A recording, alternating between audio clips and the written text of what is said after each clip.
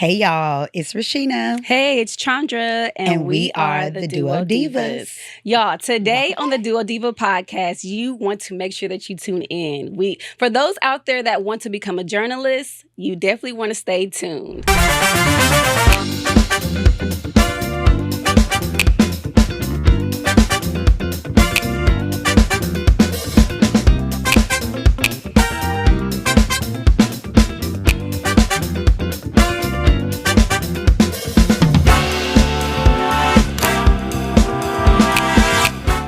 Welcome back. Thank y'all so much for tuning in for the DuoDiva podcast. Yes. Again, my name is Chandra. I'm Rashina. And today we have a spectacular guest. Yes. For those journalists out there, we got y'all today. We have Miss Kennedi Walker. Everybody give a round of applause. I'm blushing. Thank you guys so much for having me. This is so much fun. Yes. Thank you so much for being here and taking your time out of your busy schedule to come and be with us on today. We know that you have a lot to talk about, being that not only a journalist, a woman of color journalist. Yes. So the things that I was going over your bio, like you've done some monumental things. So just like go in. I'm going to let you spoil it for us because I don't want to spoil too much or say too much too quickly. So let's just start back to where it began. What brought you to Dallas? Are you from here or what? Absolutely. So I am originally from New Orleans, born and raised, a Louisiana girl for sure. And I've been a journalist for... I'm a couple years shy of a decade, which is so crazy to think about. Yes, but I just always knew that I wanted to be a journalist since I was a child, since I first saw Oprah at like 9 years old. And I was like, oh my gosh, like who is this beautiful Black woman on this TV right now? Like I want to do exactly what she was doing. And then, of course, New Orleans had this big Hurricane Katrina. So it was like the first time that I could really sit down and watch the news, you know, in its entirety. And after seeing that again, I just had one of those moments where I was like, I know that I have to do this, which is so weird when you think about careers and like knowing what you wanted to do since a child, but it did happen and it's so true for me. And I love being a journalist. After I got my journalism degree, I did, stuff in New York with Good Morning America. I have worked for CBS News here. I've done law and crime, a bunch of different things, interviewed a ton of people. And so it's so nice to be on this end of the camera. No one ever interviews me, so it's so cool. Exactly. So that's the fun part. I love it. Like, So for someone who maybe want to go this step, like where did you graduate from? Yes. So I graduated from LSU, Louisiana State University. Shout out LSU. Yes. I mean, like Odell Beckham, Joe Burrow, like Angel Reese all came from LSU, if you're a sports fan. And so, majored in journalism and business because my family's very big on a backup plan and was like, just in case things didn't work, business, which I love my business background and marketing, and it helps me like now with like content creation and like reading contracts and things of that nature. So very well versed in both fields, and I love that. And so LSU for sure, recommend that to anyone who wants to go to journalism school. Okay, cool. What is your like niche? Like, what is your like forte? Like, what is the thing that you like to do as far as like journalism? I like it all, really, which I know is just such a cliche answer to say. But when I was at the CBS station here in Dallas, like I was in morning news. So I was doing all of the fun, like the State Fair of Texas and, new donut that Krispy Kreme just dropped or like something fun like that. But also, there is a lot of crime here. And so covering all of that crime. And then when I went to law and crime, it was nothing but like strictly crime, murder and death and anything that you can imagine. And it also made me just really interested in the law as well. It's called Law and Crime and just all the court cases and things. So I would say I'm well versed in every aspect. So whatever you throw at me, I just love doing. You can do it and you love doing it. And so what would you say is like, because this is something you said you wanted to be a journalist always, pretty much. Okay. And so when you got to, what brought you to Texas? The job at CBS. I came here and I just, after I left CBS, I was like, I really like Texas. Like, I think I may stay. And it's not too far away from home, being that I'm from New Orleans. Yeah. So, Just a little skip, hop, and jump, It's a little different. Okay. So you've been liking it though since you've been here. Yes, for sure. It's just such a beautiful place, like, which I never knew. Like, being from Louisiana and we heard things about Texas Texas. We all kind of just thought it was overrated until you come here, and I'm like, man, the streets are so clean. Like, what is this? There's so much land, and the houses are so beautiful, and it makes you want to like upgrade yourself because you see so many people. You see a lot of Black people. Yes, that was a big thing for me when I moved here. It's just like it's really eye opening, and it makes you want to also be successful, which I like. The nice homes and not the cars. Not to be materialistic or say like that, but coming from a small town, me and Chandra ourselves, it's not much opportunity for Blacks. And so when I moved to Texas, that was a big thing for me. Like, wait, we only seen the other generation, you know, I mean, the other race, shall I say, in those cars, you know, whites in those Mercedes and nice homes and stuff. So when I came to Texas and seen that the Black community was thriving just as well, I'm like, I can do this. Yes. Like, oh, this is an opportunity for me.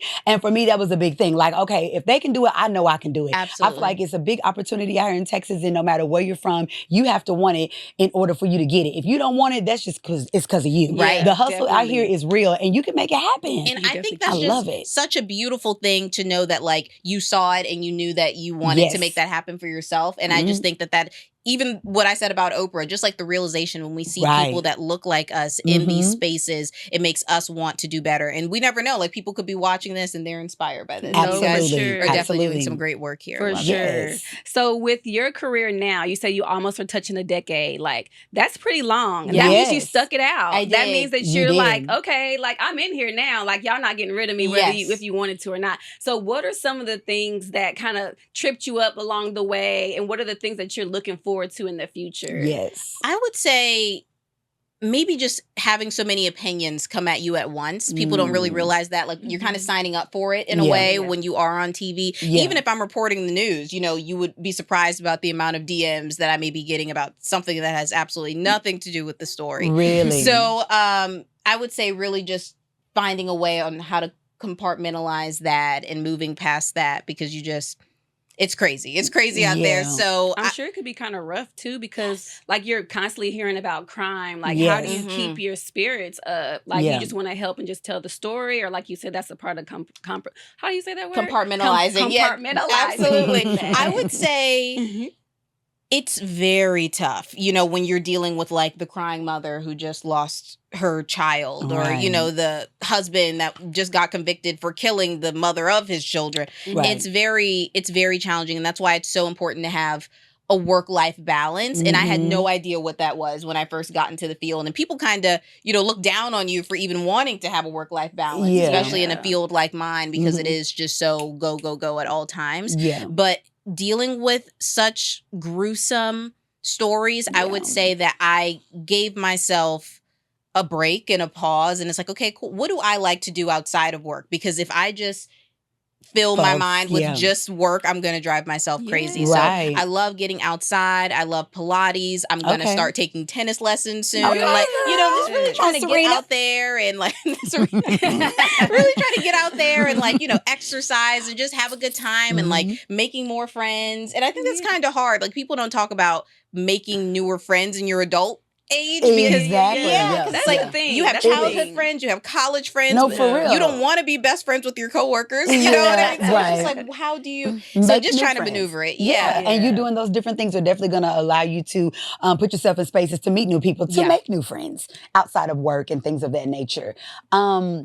I have a question. Oh, I'm sorry. I have a question as far as when it comes to, I know this isn't a good thing, like you said, the law and crime part. Like, that's her forte. That's my thing. Yes.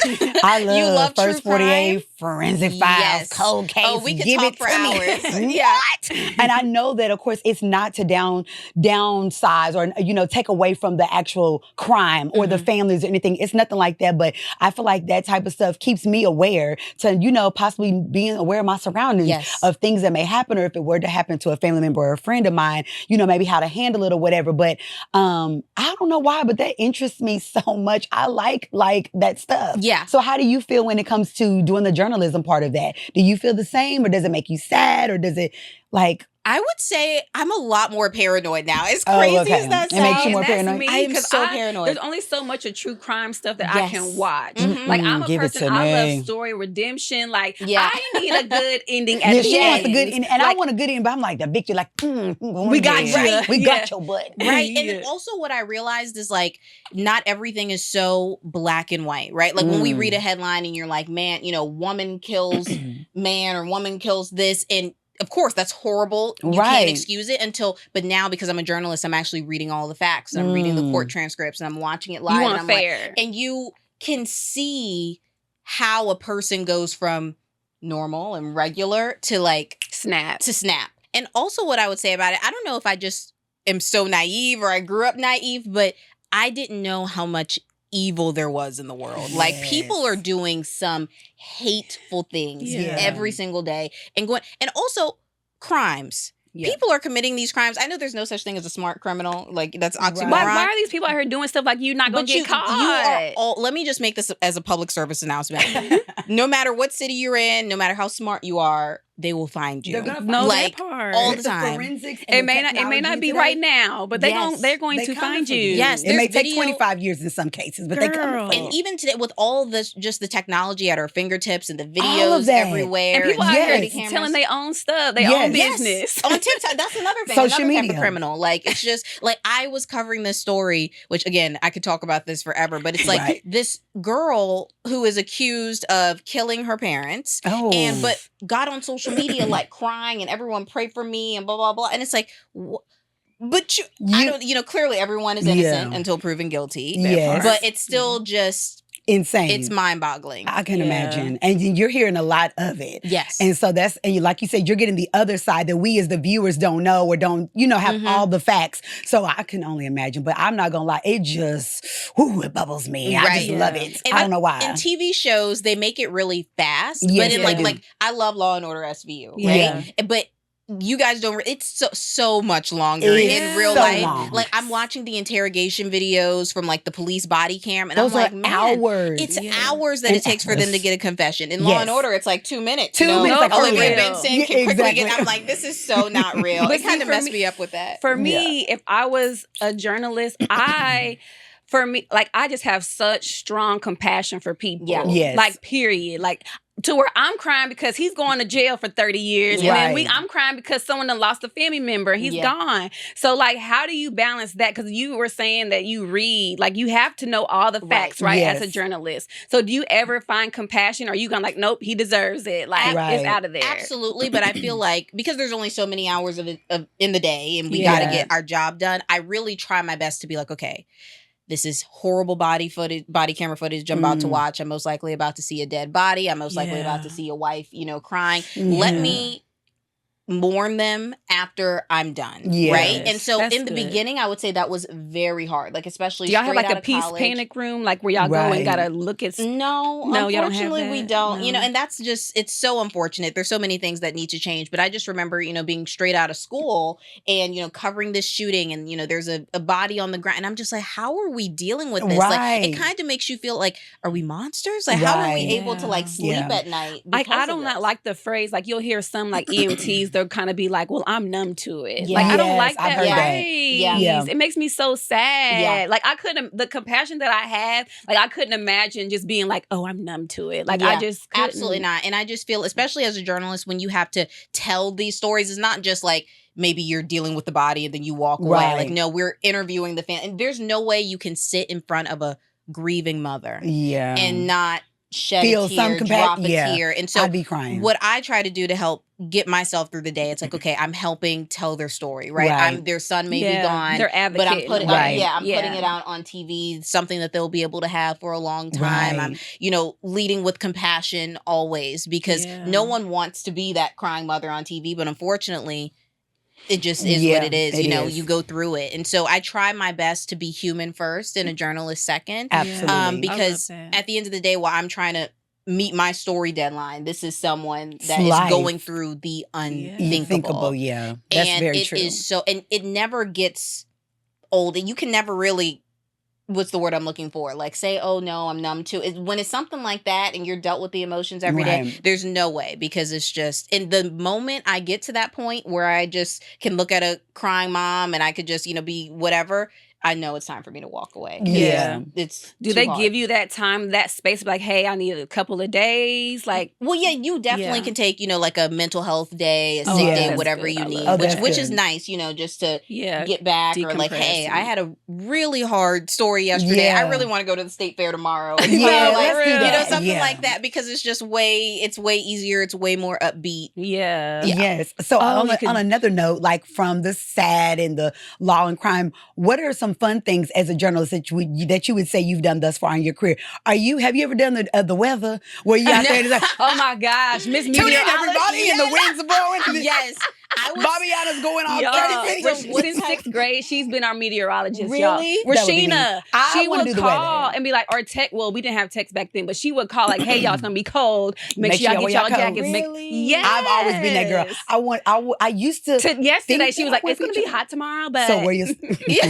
I'm a meteorologist of the career. I can't help it. I don't know what it is. I would think that you would think I would have wanted to be a journalist or something to do with the weather, but I don't know. I've never. One of my good friends is a meteorologist, is she? But one thing about it, like.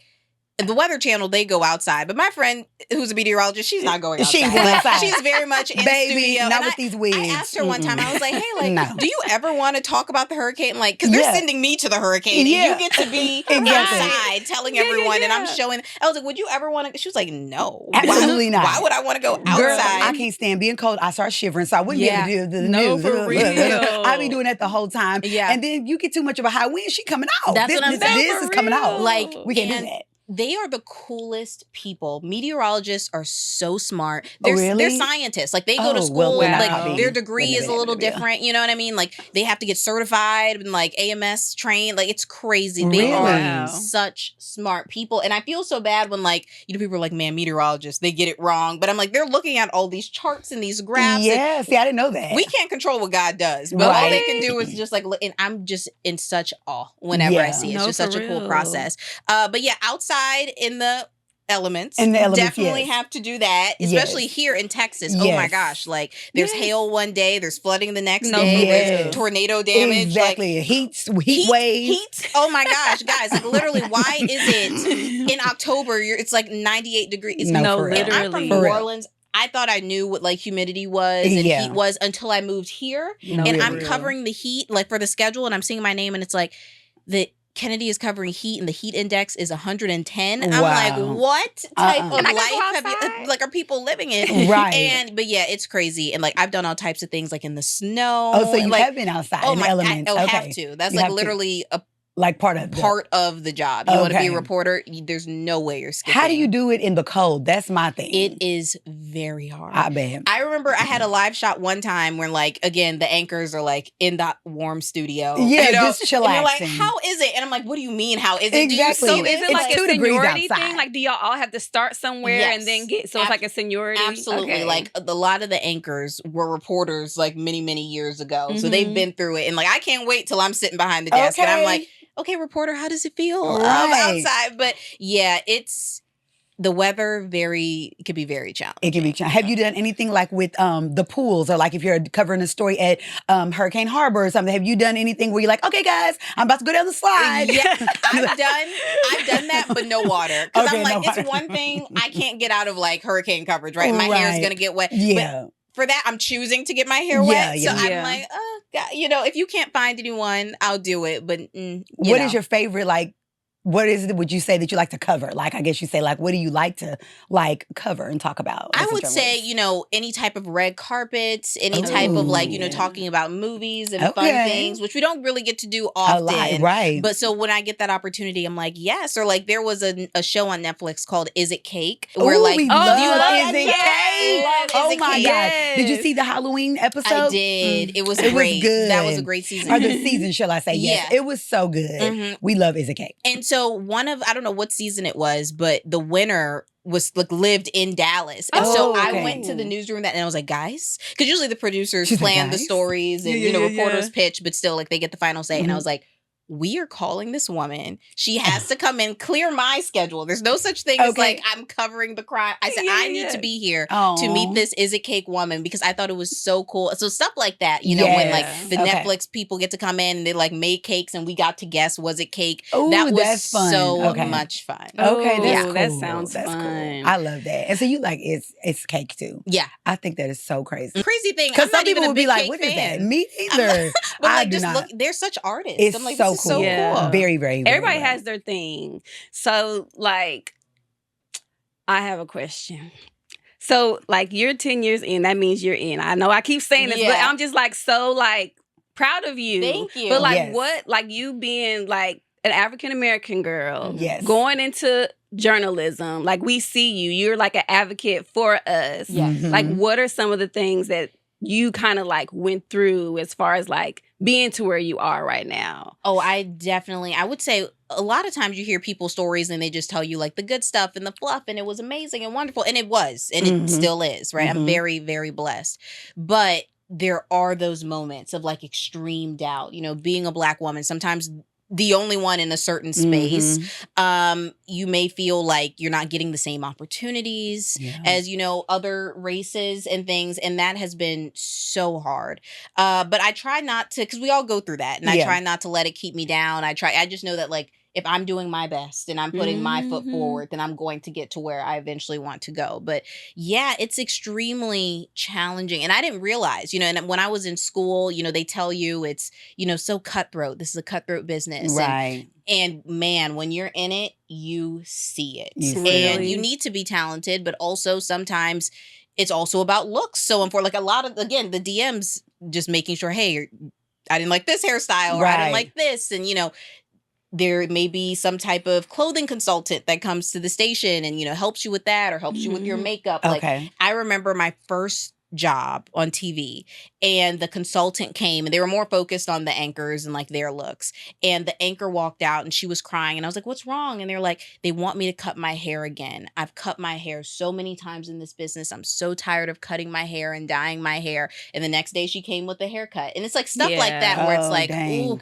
you don't really realize. That's why they need to come to see DuoDivas at DuoDivas Salon Suites in Duncanville so you can get a unit and you can change your hair all the time. Whenever you want. Whenever you want without having to cut the real hair. And it's just being in a business where I guess maybe your job is over that or cares about those types of things. Because, you know, when you may have an office job or a desk job, they're not necessarily thinking about those types of things. Whereas in this, they care a lot about that in some instances. And like, that's why I'm so happy. Like the Crown Act was passed and like a lot of African-American women, you know, braids, like they weren't allowed to have braids on there. That was a whole big thing. And we need it, right? Like when we're covering these hurricanes and tornadoes and snow, like we need something that's going to protect our hair. You want us to jump in the pool for Hurricane Harbor, but then it's like, I got to be back tomorrow. How is my hair going to look? I didn't think of it that way, but that is very kind tough of like a necessity for sure. And then I remember in one of my jobs, we had they partnered with the business to where they would do our hair for free,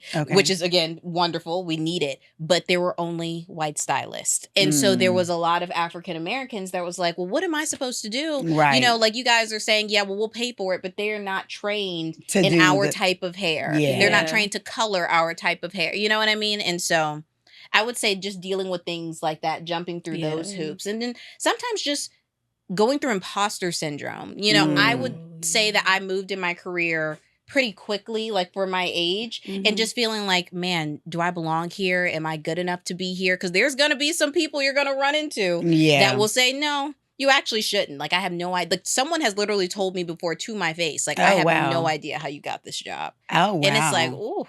Like, how am I supposed to go on about my day and go on and just be so happy-go-lucky when you hear these comments? And so I would say any type of advice that I would give to, you know, people joining this field. I was just going to ask you that. Yeah, it's just like, stay true to who you are. Disappointments are going to happen. That's a part of life. But just know that if you're a hard worker, if you love what you're doing, it's gonna work out. Yeah. Wonderful. I was just going to ask you to wrap up the episode with that right there, what you just said, as far as with anyone looking into doing journalism or anyone that is of color looking to be a journalist, like what would you be your advice? And that's what you just said. Yeah. So yes. And there may be some sleepless nights. You know, sometimes people look at TV and they're just like, oh man, you don't realize, like, I've worked a lot of shifts. I remember when I came here, I was like 2 a.m. to 11 a.m. Like before, I've done night shift. Like, you have to work your butt off in this field. There's no such thing as just skipping along and hopping along. You have to care about what you're doing. You have to be compassionate because you're going to be covering a lot of tough stories.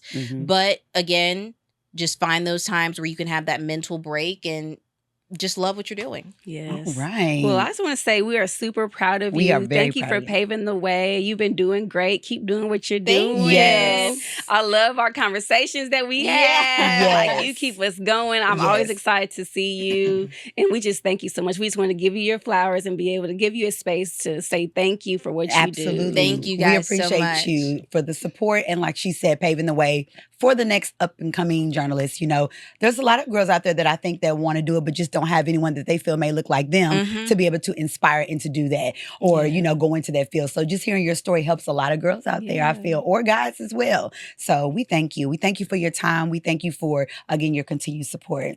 And she's a DuoDiva client, by the way, ladies and gentlemen. You guys see my hair? my Rocking it. Okay. Had to. It's giving. She's always on point every time. But we thank you guys for tuning in for this episode tonight. Or today, shall I say, wherever you are, morning, evening, noon, wherever night, you're watching, wherever you're you're listening in the world today. We appreciate y'all for tuning in with us, and we will see you guys on the next episode. Don't forget to like and subscribe.